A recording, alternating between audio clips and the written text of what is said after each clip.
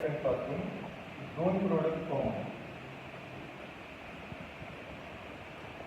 त्याला आपण डिकम्पोजिशन म्हणतो. आता थोडक्यात पाहिलं तर आपण जेव्हा एखाद्या रिॲक्टंटला हीट देतोय, हीटला आपण असं डेल्टा साईनने दाखवू शकतो. तर जेव्हा आपण एखाद्या रिॲक्टंटला हीट देऊन त्याचं ब्रेकडाऊन करतोय आणि दोन प्रोडक्ट फॉर्म करतोय, त्यात ज्याला आपण थर्मल डिकम्पोजिशन असं म्हणतो. आपण आता इथे एक्झाम्पल घेऊ. रिॲक्शन करू तेव्हा दोन प्रोडक्ट येते.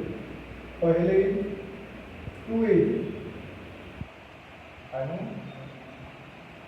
हा O2. आता इथं आपण हा याच्यासाठी घेतलाय कारण की हा 2 आणि हा 2 कॅन्सल होईल. त्याच्यामुळे थोडक्यात प्रोडक्ट काय आला 2Ag + O. पण O ची व्हॅलेन्सी किती असते 2. त्याच्यामुळे आपल्याला इथे 2 तर लिहावं लागेल, पण याला आपल्याला बॅलन्स पण करायचं. त्याच्यामुळे इकडे